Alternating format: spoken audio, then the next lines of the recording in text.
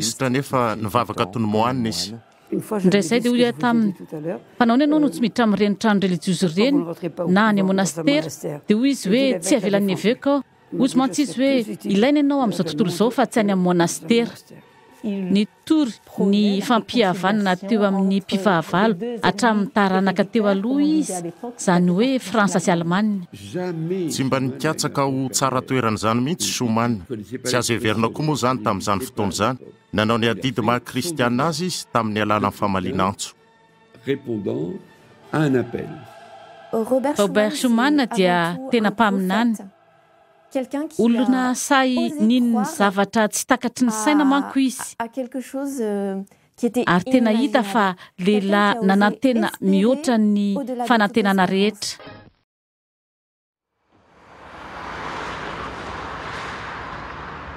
Teratany avy ao Luxembourg ny reniny ary avy any Lorraine ny rainy. Robert Schumann dia teraka tamin'ny 1927 tao Closen Luxembourg ambanin'ny havoana izay toeran'ny lapabian'ny Europeanina ankehitriny. Tamin'ny mbola kely izy dia nanao vakansy tany Evrange ka nisahany dadatoany dia anelanelan'ny Fransa sy Luxembourg. Ny sisy tany no manapaka ny sahoroa ka noho izany rehefa miasa tany izy dia mandalo any Fransa sy Luxembourg ary Luxembourg sy Fransa ny angadinona. Ny tsiraingana tao anatiny ny andeha lavitra ny sisy tany. Mbola zaza izy ny maty rainy ka nahazo fitaizana hafa kely tamin'ireny izay nanome azy finoana lalina nampianatra azy tendry piano sy hampianatra azy zavatra hafa marobe. Nanomboka nianatra tao Luxembourg aloha izy, avy eo tany a Metz, Munich, Berlin ary Strasbourg izay firenena Alemana tamin'izany fotoana. Voasa tamina mariazy ny reniny ka nandeha n'ireny sarety taria tsoavaly ireny. Nanondrana ny soavaly ka nivadika ny sarety nitondra azy. Maty tsy tradrano teo ny reniny. Atairana mafy ho an'i Robert Schumann izany ka maro ny hevitra fa tapitra hatreo ny lalany fa mety hiditra any amina monastera izy.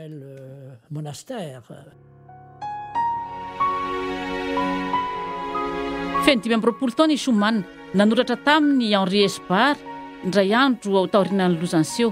Tsy mbola vita ary tsy tokony ho vita hatreo ny zavatra rehetra ho anao eto an-tany. Ny adidy izay mafy nefa mamy dia miaranao tsy ho babon'ny fijaliana. Hijanona ho laika ianao ho anatotosanao ny asa soa satria tena lohalarana izany ho anao. Mino aho fa ny olo-masiny ho avy dia olona manao palitao. Ny 1770 Robert Schumann dia tsy lany miaramila satria marefa rabatana. Vao nitsahatra ny ady dia tafaverina frantsay indray Alsace-Lorraine. Hatreo izy dia mbola teratany Luxembourgeois Alemana dia naka sata frantsay avy amin'ny rainy. Noterena mafy mba hirotsaka solombavam-bahoaka tao Moselle izy. Rehefa nisalasala ela dia nanaiky ary lany bahoaka tamin'ny 9 Novambra 1770 tamin'izy 30 taona. Nipetraka tamin'io trano ny tanan'ny fianakaviana koa izy. Noho natao Schumann nanomboka ny 1927 mandra-pahafatiny tamin'ny 1927. Lehilahy hafa kely, tsotra sy malemy fanahy, fa tsy malemilemy. Voasoratra hoe sambatra ny malemy fanahy fa tsy hoe sambatra ny malemy. Ary ny lany herim-po betsaka ny fampandehanana ny vondrona Europeanina tamin'ny 1770.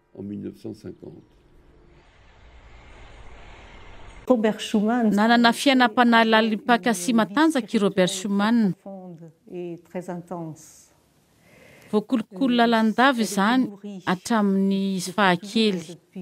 Tamin'ny finoana kristiana nananany, tamin'ny alalan'ireo asa sy hetsika ara-tsosialy katolika, tamin'ny alalan'ny vavaka ary ihany koa ny fandalinana. I Schumann koa dia namonjy lamesa isan'andro. Misy fiangonana trano religiozy tena teo ampitany tranony ka miampita arabe fotsiny izy dia makany mbetsaka ao anatin'ny ray andro mba ahafahany mitombon-tsaina eo amin'ny lasapela fa misy toerana mahazatra azy.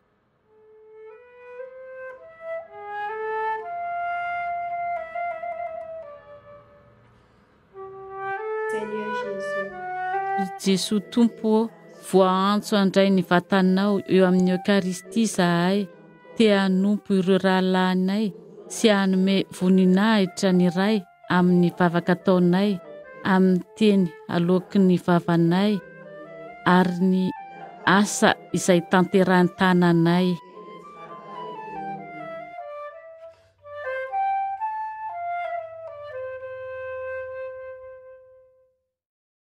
Tena mpivavaka be izy.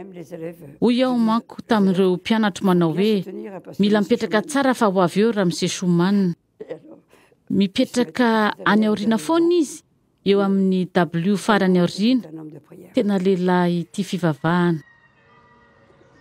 Nanana paiso kely betsaka izahay, ka rehefa mba hitondrako izy dia hoy ilay mpanampy vavy manao hoe te iaona aminao ho ny Ramose. Dia manontany ahy izy raha mianatra tsara ao any an-dakilasy, avy eo dia omeny vatomamy aho, izay tsy mba fahita firy mihitsy izany tamin'ny fotoan'androny. Miasa tany Amesy izy ary mandray fiarabe mpitaterana miaraka amin'ny rehetra rehefa mody ny ariva. Tena tiany vahoaka izy. Ankehitriny dia mazava aminay kokoa ny antony nanomboany nampandeha any Eropa.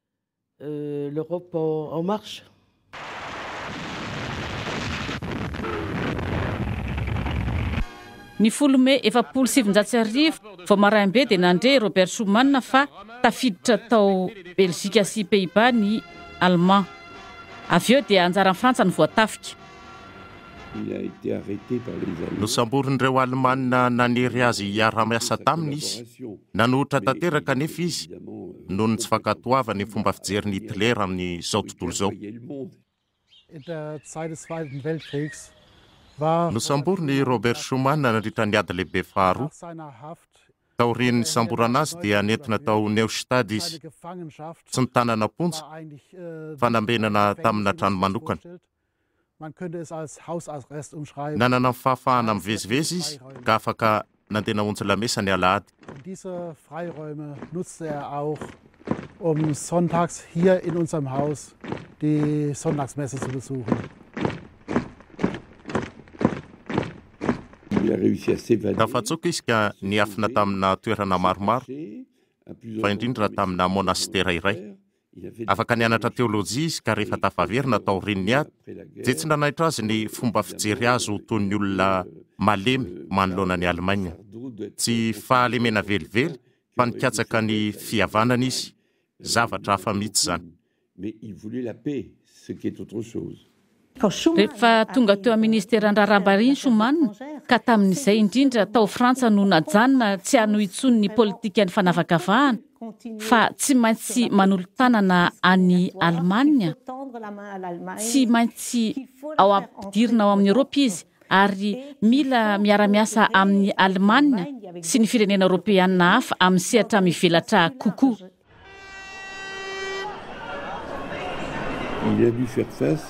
Niatrika fikomena goavana izy rehefa no tadiavin'ny fikambanana sovietika alaina ho azy ny Eropa tandrefana.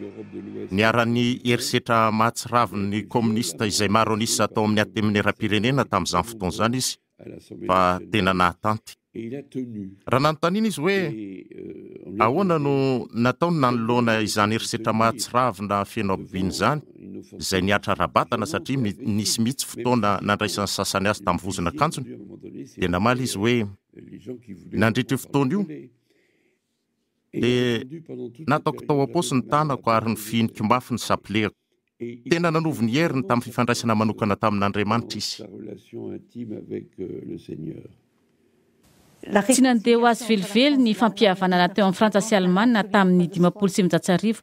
Maro ny olona niresaka io fampihavanana io, fa tsy afaka nampiatra izany hevitra izany anatrikasika. Fa i Schumann kosa amin'ny mahaminitry ny raharaham-bahiny azy dia afaka nanandrana nanova ho atrikasa io hevitra io. I Jean Monnet no nanao ny drafitry ny 9 Mey 1770 ary dia nankataovan'ny Schumann avy hatrany.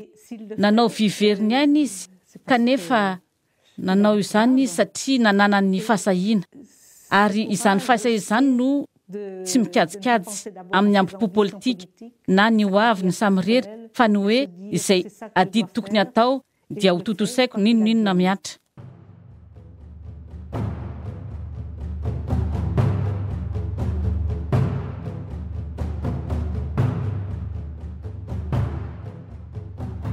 Il est venu ici tonga teto Chazelle izy tamin'ny faran'ny herinandro ny faran'ny volana Mai.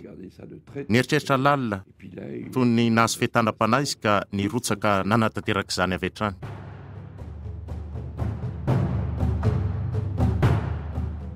Manana fomba fisainana miavaka noho ny hafa mikasika amin'ny fikambanana ny Allemagne eo anivon'ny Eropa amiray dia afaka maneho ankalalahana tanteraka amin'ny maha-izy azy izy. Rehefa tonga tao a Paris ny alatsinainy maraina dia izy ampandreneso izany monnaie fa lasa izao dia lasa tokoa. Nangingina izy ireo nandritra ny valo andro talohan'ny kabary malaza ny 7 Mai 1990 satria somanina dia niandry ny fotoana tsara azahoany mamoaka apabe masony drafy mba tsy ho simbasimba fotsiny izany. Ka tamin'ny fotoana fianakingana nanomezana izany teo amin'ny filakevitry ny minisitra rehefa tonga amin'ny fotoana hijerena ireo fanontaniana samihafa. Amin'ny 25 moa rehefa te hisakafo atoandro iny ny olona dia nanao fanambarana teo anatrehan'ny vahoaka izy nandritra ny fivorian'ny minisitra. Raha mbola nisalasala teo Georges Bidault lehibe ny filakevitra no tonga nivady tany nitondra ny taratasy avy amin'ny Adenauer nilaza hoe manohana tanteraka ny drafitra Andriamatoa Somanina zahay. Dia hoy Bidault hoe eny ary alefaso e. Dia izany natanterahany fanambarana Pabe Maso ny 7 Mai 1990. comme ça que le discours a été fait le 9 mai 50. Tao anatin'ny 20 taona ny namolavolana ity Eropa amiray ity ary Frantsa izay mpitaridalana dia nametraka ao zava-dehibe mandrakariva ny asa ho an'ny fandriam-pahalemana. Tsy tafapetraka moa io Eropa io satria mandalo ady isika. Tsy ho vita anatin'ny raim-pimaso ny fanorenana ny Eropa amin'ny asa mivaingana sy azo tsapahitanana no avy tan'izany, ko tsy maintsy ajoro aloha ny fifanohanana amin'ny zavatra hitovizana.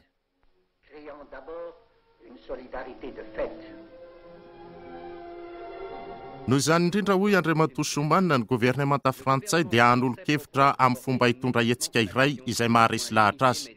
Manolo-kevitra ny anambarana ny vokatra arina sy vy eo amin'ny Frantsa sy Allemagne ho tantana amin'ny fahefana ambony ombonana izay afaka hivelatra amin'ny fifandraisana amin'ny firenena hafa.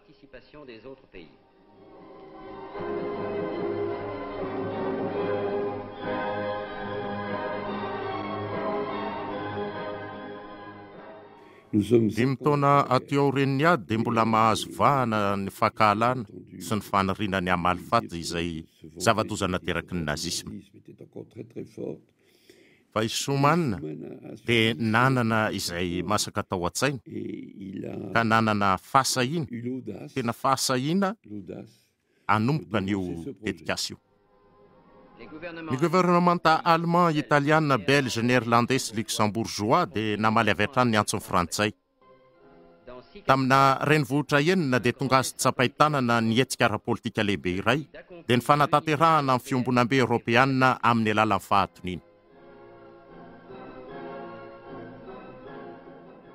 Il avait conscience d'être Hita fa olona mitondra iraka izy, olona tsara fanahy sady tsotra, manana fanetretena, nefa mahatsinjo zavatra tsara sy azo tanterahana. Dia mananki-po amin'Andriamanitra izy ary miasa avy hatrany ka tsy misy mahasaka anazy intsony.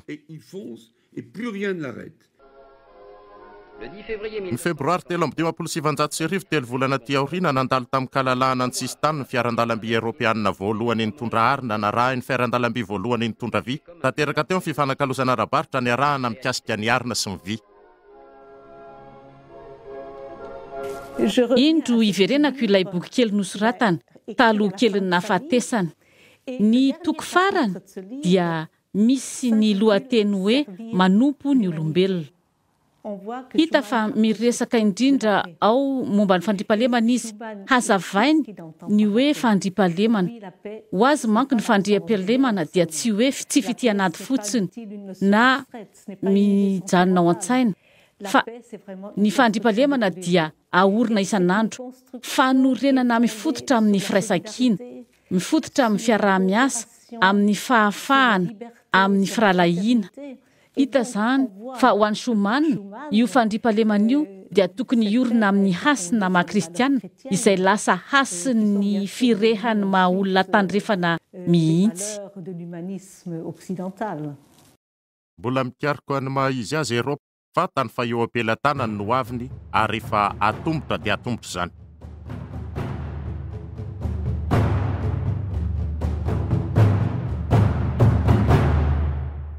Enkany ataon'Andriamanitra ny fomba rehetra mba tsy handalo fotsiny ny io raha ataterany izany famonjena izy izany. Mahaliana tokoa ny hoe misy fitohizana lehibe eo amin'ny andraikitra ara-politika sy ny eritreritra manokany Schuman nanomboka ny 5,750 4,750 dia efa nijoro ny rona ho an'ny fanitarana ny vondrona makany amin'ny atsinanana izy.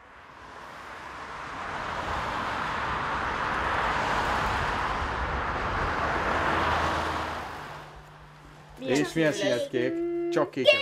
Kék az jó, akkor tehetsz egy kéket akkor. Elizabeth, neked is van lapod? 3. Ça peut paraître très... Mahagaga ihany hoe teratany Hongrois nefa liana amin'ny Robert Schuman. Raha tsahivina dia nandritra ny fianarako teo ampanaovana fikarohana ara-tantara no nahitako fehezanteny iray hoe minisitra iray izay tsy mitsahatra mivavaka toy ny Moine. Nanaitra zany hoe minisitra mivavaka ary mitovy amoaniny izany. Tena talantsona. Ny tena nanaitra dia hoe io lehilahy io nafoiny ainy. Nanana fanantenana goavana izy ka nijery ny oatra lavitra ireo zava-miseho ara-politika Europeanina tamin'ny taona 1790 sy 1790. Ho anay teratany Hongrois dia fotoan-dehibe ny taona 1790 nisian'ny tolom-panoherana Hongrois. Tamin'io vanim-potoana io, ireo mpikoma Hongrois dia niadina nohitra ny fitondrana komunista. Anisan'ireo tohina tamin'io tranga io izy. Nasehony koa fa afaka hijery lavitra izy satria ho azy dia tsy firenena enina fotsiny ihany Eropa. Mila mandeha mivelatra sy mihoatra lavitra satria mila hitarina io Eropa io.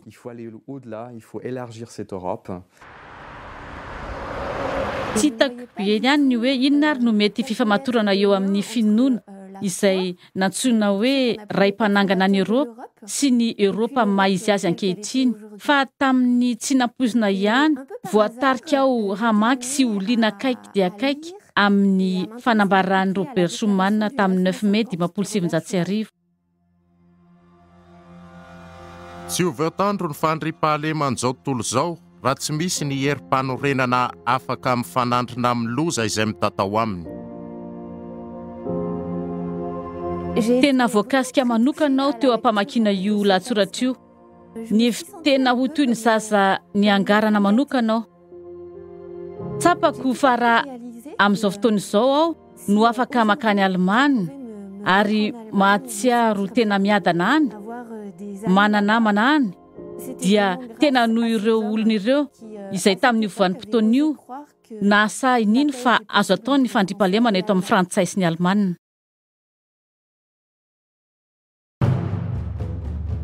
Taorin'ny ady lehibe faharoa dia tsy hoe tonga avy hatrany ny fandriam-pahalemana fa nizara ho tatsinanina sy ho tandrefana izao tontolo izao. Ary fisarahana io dia namakivaky teo anivon'ny Alemaina tao Berlin. Tamin'ny 1917 dia voatsanga ny rindrina nanavatsava ny tanan-dehibe Nisia.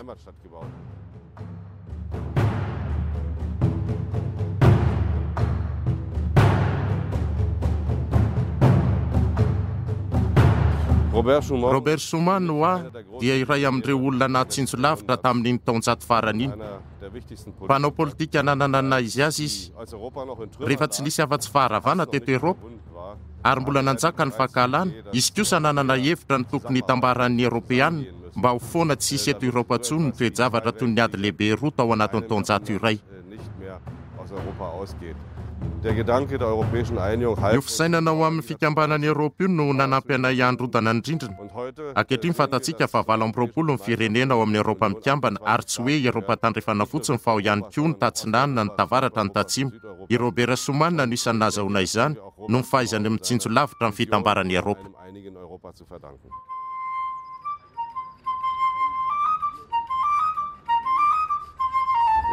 Izaho manokana moa dia katolika ary fantatro fa raha tsy misy ny fototra ara-panahy, ny hevitra toy izany dia tsy ho tanteraka velively.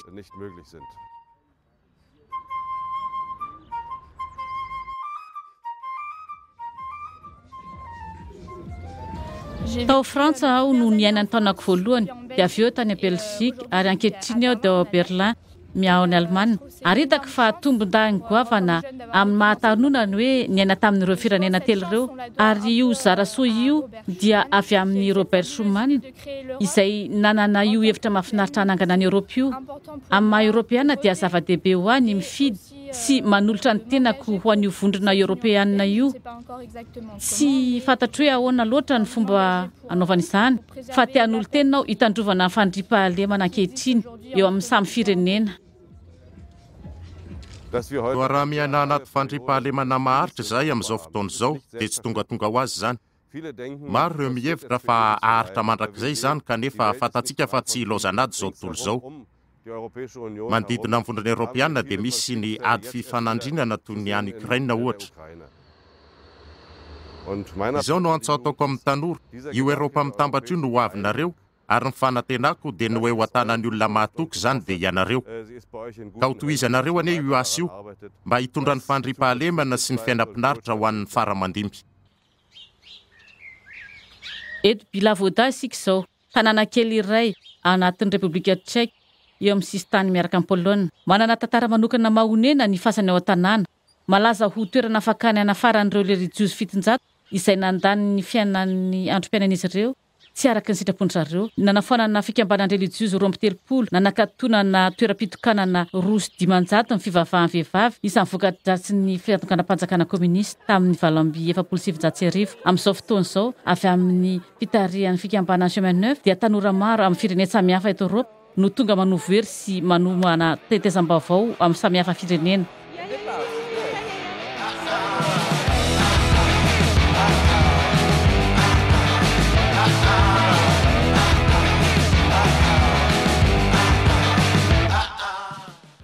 Az Európai Unió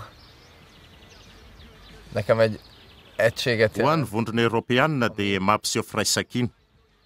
Sarotra tanterahana kanefa tena tsara.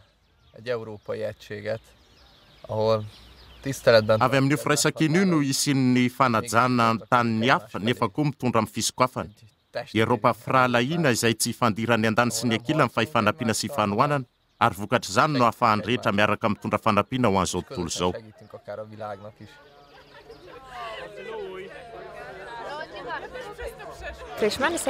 Ho azy izao dia ny fivondrona Eoropeana dia fiombonana sy fiainam-piarahiana eo amin'ny samy firenena ary ny fieverana ho mananantoka etin'ny vondrona Eoropeana dia manandanja be amin'izao. Indray anjara manokana amin'ny fananganana ny Eropa ny vondrona Eoropeana.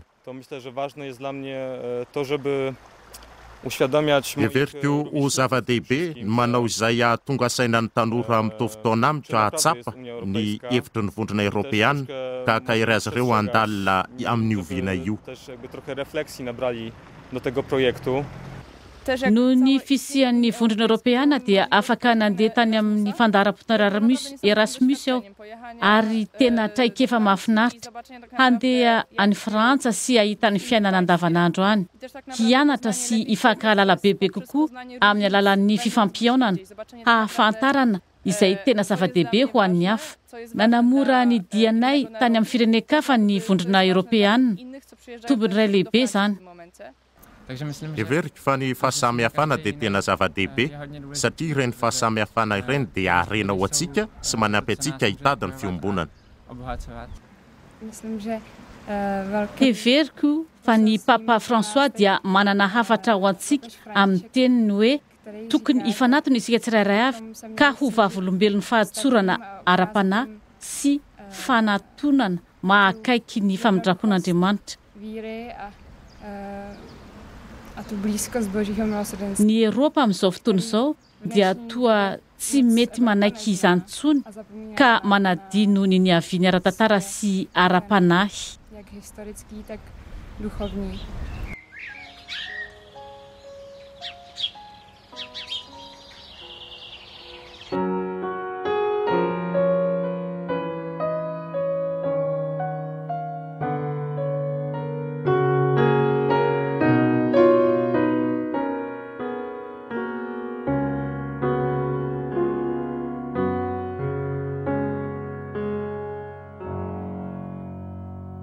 maty Robert Schuman filohan'ny filahakevitra teo aloha sy solombavambahoakany Moselle nanomboka ny 770 hatramin'ny 1270. Ireo filohan'ny governemanta dimy teo aloha ny tanjozotra tao medy sa nanaraka azy tamin'ny fandevenana azy sy ireo solotena frantsay sy vahiny marobe no nampiariary izy azy. Fatratra tamin'ny herin'ny rehetra io.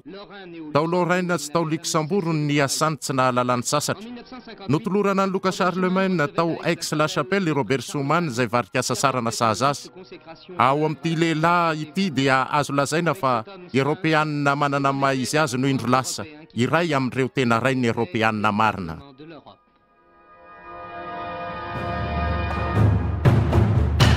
Andriamatoa Filoha Tanora Valo avy amin'ny firenena enina izahay no nanatrika amin'ny valan-dresaka ao tao Sorbonne tamin'ny alakamisy 12 Desambra 1770. Te hisaotranao izahay amin'ny fomba nitolomanao ny ho amin'ny hoavinay, ny ady ho an'ny fandriampahalemana sy ho an'ny firaisan'ny samy firenena. Mitsinjo lavitra ianao ka nioaranao ny tombontsoana toky na koa ny firenena iray ka lasa loharano fanovozana ho anay.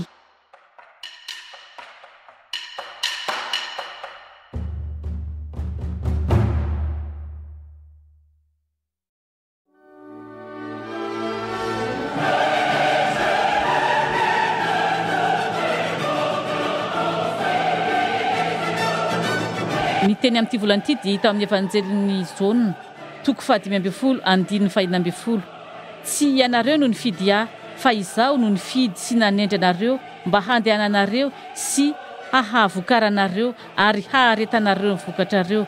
Noho izany, izay rehetra angatanareo amin'ny iray amin'ny anarako dia homeny anareo izany.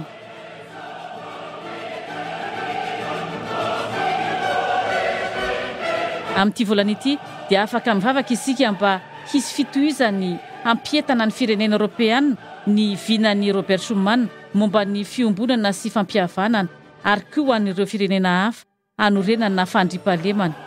Mivavaha ihany koa isika mba ho marobe hatrany ny kristianina handreo io antso amin'ny fanolorantena eo amin'ny tontolo politika io ka hanao ho fampiarana ny soatoavin'ny vaovao mahafaly.